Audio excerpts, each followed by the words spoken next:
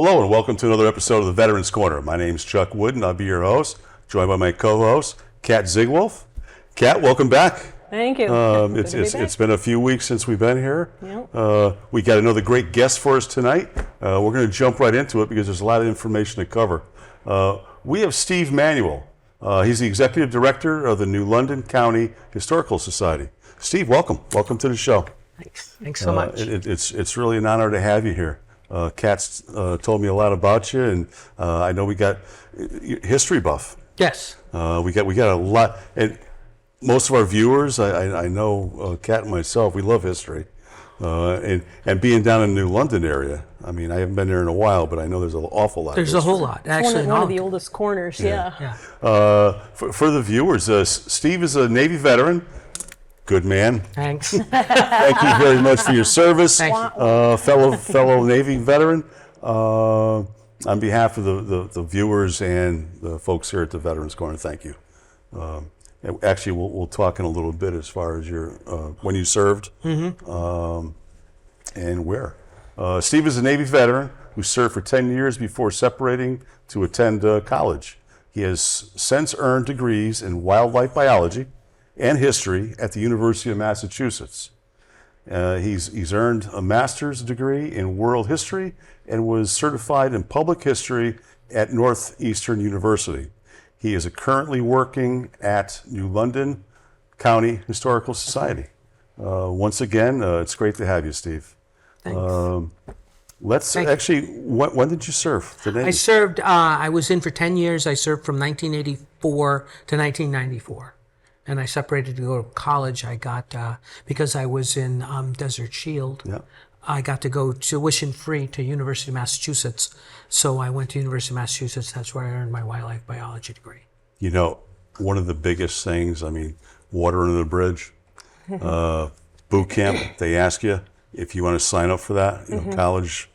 I was not thinking straight and I didn't do it. I really wish I had and went to college afterwards.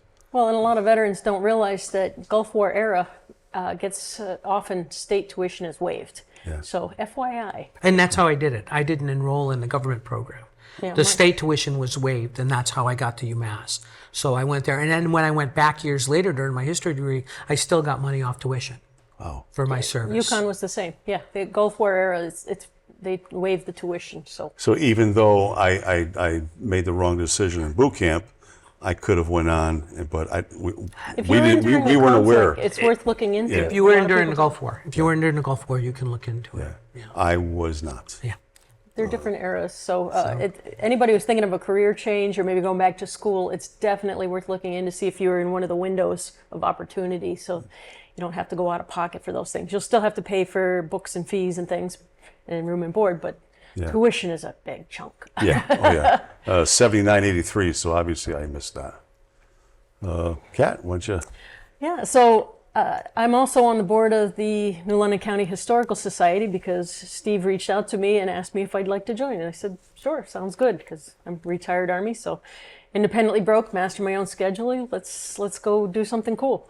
And but what brought you into New London County, since you're from Massachusetts? So I was in the Navy, like we said, and I was taking college courses because they offer them to you. I was on board USS Nimitz. I would take college courses there. I didn't take any college. I went from USS Nimitz to USS Constitution, and that really piqued my interest in history. So when I was with the Seabees, when I wrapped out my career in the Navy, they offered college courses on the bases we went to, and I was actually earning points towards a college degree. And I took a science course in wildlife biology, and the professor convinced me to switch the major that I was in. So I separated, and I got a degree in wildlife biology, and there was no work. So I went back and I was working, since I was a photographer in the Navy, and I worked intel, but I also worked public affairs on USS Constitution. So I was doing marketing at a museum, and they got rid of the marketing department, and I decided to go back and finish my history degree. I spoke to my wife, and she said, okay, what are you going to do with it? I said, well, I want to go to a small maritime museum. I want to run a maritime museum. So I went back to the University of Massachusetts. I went to Northeastern, and I worked in archives while I was doing that. I got out of university. I graduated with my master's degree, and 6 months later, the position at the New London County Historical Society appeared. I applied, I interviewed, and I got the job. That was in 2015. And in January of next year, I'll be there 10 years. Wow. So I got it right out of my master's degree. And that's what brought me down to New London. So, and I still live in Massachusetts, but I commute the hour and a half to New London because the job's worth it. Well, like we were talking about, I mean, that whole area in New London is just so rich with history. Yeah. I mean, The oldest corner of the country. Yeah. So. Yeah, I mean, there's a lot of great things to see and history, which I'm going to be quiet. So. So, New London was founded on the Massachusetts Bay Charter. Yeah. Massachusetts Bay Colony Charter in 1635. The New London County Historical Society has been around since 1870. Our mission is to preserve the past, to educate the public, and to serve our community. We do that in a number of different ways, but we do publish books. We have 2 new books that we just published recently. We published a transcription, the 3rd edition of the Joshua Hempstead Diary, which is the earliest and best record of colonial life in New England. We actually have an event to commemorate that this Sunday. We're going to be talking about that. And we have artifacts and documents and all sorts of things that pertain to the history of southeastern Connecticut. The biggest portion is the American Revolution. Even our headquarters is housed in Shaw Mansion, which was built in 1756 and was the headquarters of the Continental Navy agent for Connecticut during the American Revolution. During the American Revolution, the Navy was made up of 3 pieces. There was the Continental Navy, which was about 6 ships. There were state navies, and then there was the privateering effort, which was authorized by Congress in 1775. And we still privateer today. You remember Joe Biden went up and he said, we're going to authorize the capture of Russian oligarch ships. That's privateering. We're still doing it. Wow. Never thought of that. But we're still doing it. The Congress authorized their capture. You capture them, you sell them, you make money. The government gets a portion, you get a portion. We were doing that during the 7 Years' War. We were doing that during the American Revolution. Our headquarters is in Shaw Mansion, which is in New London on Blinman Street, and our collection is housed there.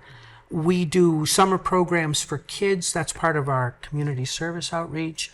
We bring in children from the community, and they do genealogy research. They do archaeology. We do a dig in the back, and the kids actually do a dig in the back. And we do genealogy classes for adults, and we have research where people can come and they can research their family histories because the archives and the collections go back there. The books we've published, as I said, was the Joshua Hempstead Diary. We did Urban Renewal book in New London. All of these are out in the academic world, and you can find them for research. And, oh goodness, I think that's what I've got so far with book publishing. I do lectures, I do talks, I do things like this. Yeah. And I do different research. I was talking today about Benedict Arnold in the American Revolution, putting into context why Arnold actually turned coat.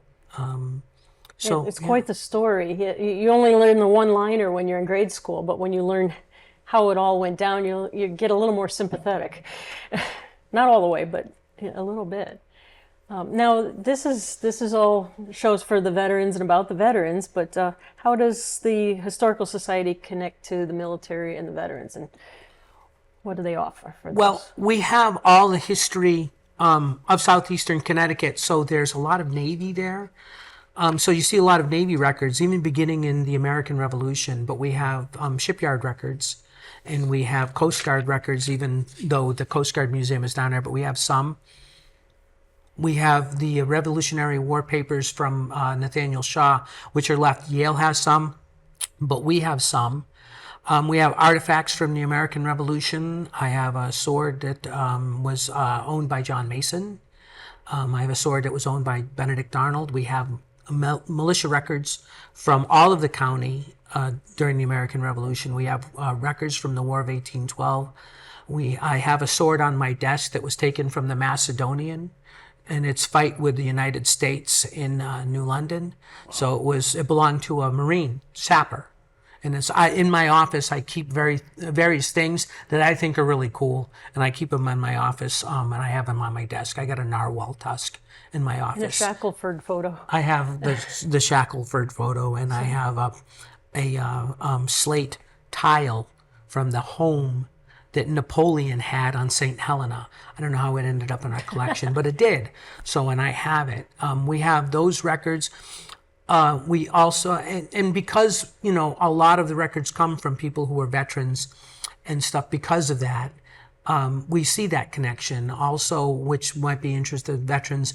There are 13 flags in the world which can date their provenance back to the American Revolution with 13 stars. We have one.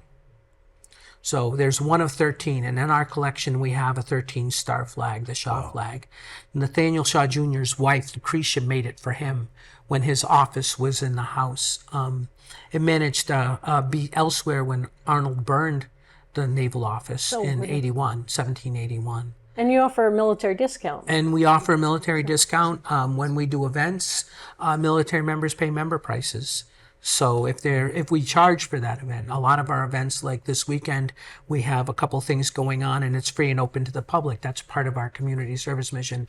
We're doing songs to commemorate Lafayette's procession through the country. In 1824, he did a tour of the original states during the American Revolution. He stopped at the Shaw Mansion, and he went up to the bedroom where George Washington slept, because Washington and Lafayette had a very close relationship, a father-son kind of relationship, and he wanted to see the house. So we have, that commemoration going on. We have, all sorts of things that are just happening. And for those who are out there who are, whether you're into history or naval history or a bibliophile, they have a tremendous vault of really old books, and you can just go geek out for days in there.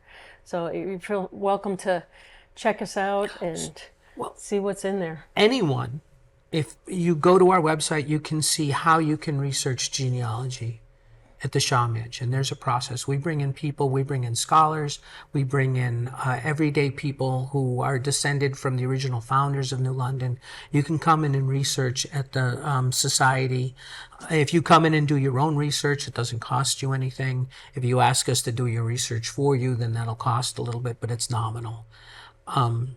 So anybody can come in and do that kind of thing. So that's another thing you can do at the society. Fun things too. We had Santa comes every year, and then we have an annual cruise, which is coming up next month, and we're doing all sea shanties and things. We did one where it was the history of witchcraft, and so there's always something out there. So if you're on the page, you'll see all kinds of neat things, and you can come take tours. We're trying to get events going, so, like getting an afternoon tea going in the garden, or getting some orchestration going out there and getting events going that the public can come in and join us. And we welcome ideas. We'd love to have ideas. So anyone out there looking to connect or engage their organization with ours, see Steve. Do you work hand in hand, since that whole area, not just west of the river, but east of the river, obviously the Fort Griswold? We partner, we're the county. Yeah. So we partner with right. everybody. We're the county. So I am all of southeastern Connecticut, and we partner. So we do different events with things. We'll go to Norwich History Day. We'll do events over at Fort Griswold. We partner with all sorts of things. For example, the anniversary of the American Revolution is coming up, and I'm partnering with the Lyman Allen Museum because we have Ralph Earl portraits in the mansion on the Shaw family, and they're talking about doing an entire Shaw exhibit to commemorate the Revolution. So I'll partner with the Lyman Allen Museum to do that. We're doing a speaker series in conjunction with the Thames River Heritage Park to talk about the seeds of revolution. So we'll bring in the winter, starting in January, we'll bring in 5 lecturers, and people can come and hear different lectures on the seeds of revolution and what's going on there. I'm partnering with New London Landmarks. So we work with everybody, and people come to us, and if they want to work with us, we absolutely work with them. Customs House, and we cross events, we do lectures with the same kind of thing. Again, serve the community, educate the public. I haven't been down there in a while, but I've toured Fort Trumbull numerous times, Griswold a number of times. It's amazing the history of both places, especially the conflict history of Griswold. There was at least one major bloody battle there. A lot of action. It was probably the last one. It was probably the last battle, really big battle of the American Revolution, because Arnold had attacked, and they did the Battle of Groton Heights, and Arnold was here. While Arnold was here, Lafayette who was actually sent after Arnold. Lafayette was tasked with capturing Arnold for his treason, and he went to Virginia, and Arnold came up here. So while he was down there, he was distracting Cornwallis, so Rochambeau and Washington could get the troops into place where they forced Cornwallis to surrender. So the Battle of Groton Heights was probably the biggest, most significant battle at the end of the Revolution. Yeah, I mean, we had talked earlier before we came on air about Arnold's mother.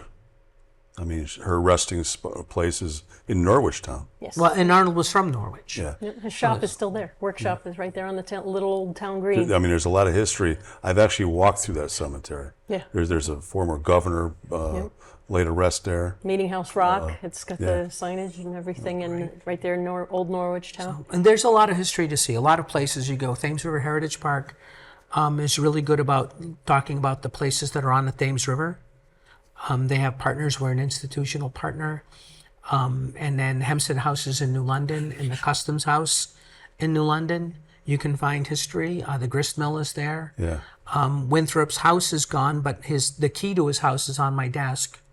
John Winthrop Jr., the founder of New London, I have the key to his house. Oh, wow. It's on my desk. So, like I said, I like having interesting things in my office. Move You make things around in the copies. fridge. No, I can't. Well, you can. It's like this big. So Sneak in and I move should have things brought around. it. I wasn't even thinking. I should have brought it. Now, like a lot of not-for-profits, you got clobbered in the plague Yes. and COVID. So if people want to give memberships as gifts, is that an option? Absolutely. You can get a membership for anybody. You can do that online. You could come in and see it. And the other thing I like with veterans, if they email info@nlchs.org and let me know you're coming, I'll give you a tour. Yeah. I'll give you a tour. Let me know you're coming, and I'll give you a tour. I'll give you a behind-the-scenes tour. So I do that for veterans. I like because I can tailor the tour to things that veterans might be interested in. But if you email us at info, any questions there, unless you're doing research, that's research at nlchs.org. But info, if you want to come and visit, And if just let us know schools- you're coming. If schools are looking for ideas, can the parents? Parents can come. I do homeschooling. When parents are homeschooling children, I do tours and lectures for homeschoolers. They'll come in, and we can add to their classes, their history lessons for homeschooling. I speak at Mitchell College every year. They do a class on the introduction to the founding of New London. I'm doing that actually Monday. So I speak to two classes. I'll bring an artifact in, and I'll talk about it. Now, is revolutionary history the only thing that you do? I don't know if we've covered that. And is there other stuff that you do? Well, New London is the whaling city. Yeah. So we have whaling history. The Shaw family became the Perkins family, and they had a whaling firm. The Perkins and Smith whaling firm owned a whaling ship called the George Henry, captained by James Buddington of Groton. And it was Buddington who found the HMS Resolute when it was stuck in the pan ice. Now, I don't know if you know what the Resolute is. In the Oval Office of the President, there's a big desk. It's called the Resolute desk. Everybody who's watched the Nicolas Cage movie. So, the Resolute was a ship that was looking for the lost Franklin expedition. And the Franklin expedition was looking for the Northeast Passage above the Arctic. They wanted to get from the Atlantic to the Pacific. And Franklin expedition went missing, and they sent expedition after expedition after expedition to find the Franklin. And they actually just found the ships in 2015, 2017. Oh, wow. They just found the Franklin expedition ships. The Resolute was part of a flotilla that went looking for Franklin. And they, when you do Arctic exploration, you go in, you freeze, you wait till you thaw, and then you keep going. So Resolute froze in the pack ice, but it didn't thaw. So the admiral, his name was Belcher, ordered Captain Kellett of the Resolute to abandon the ship. So they did. And then that was in 1855.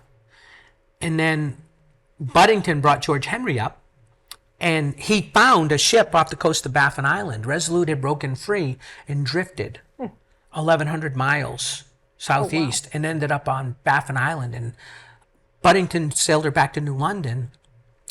The government bought Resolute, refit her, and gave her back to England.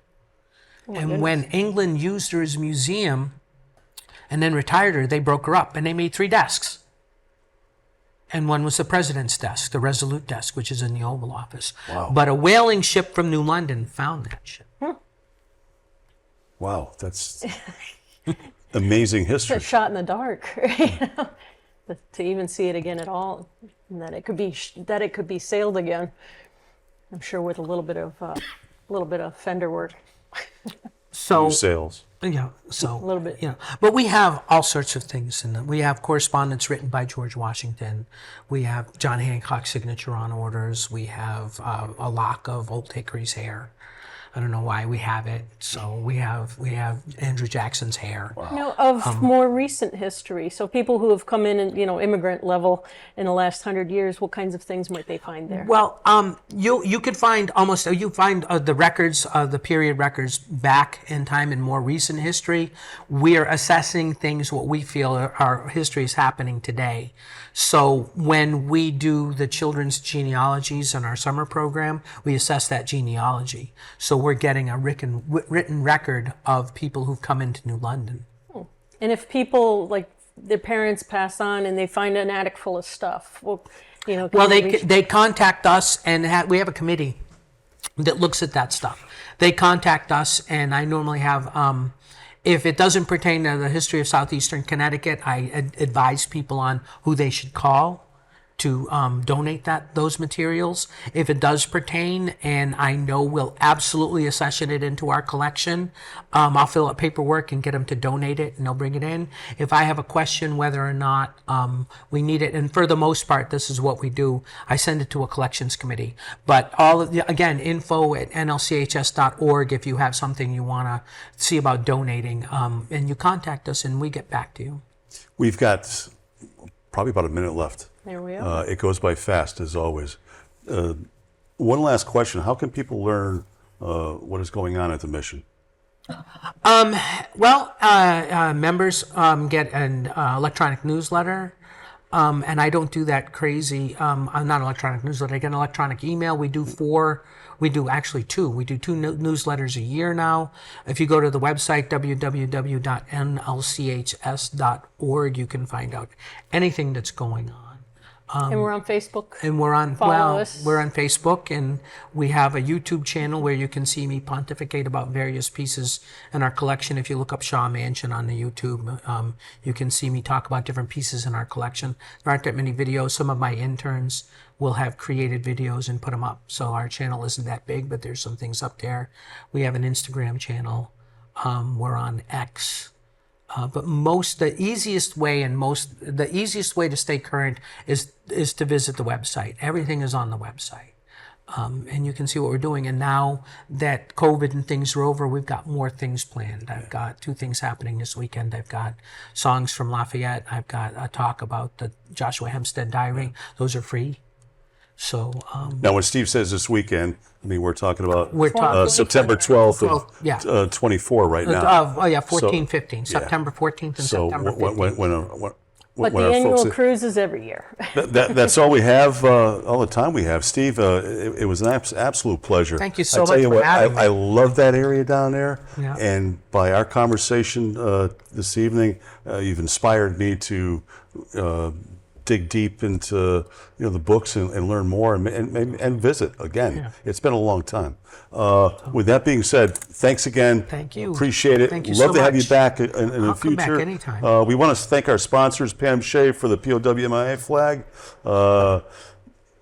Post 254 of the VFW in Hartford for their very generous donation for the mugs, along with Bruce Kaczynski. With that being said, I want to thank the viewers for watching. Till the next time on the Veterans Corner. Good night.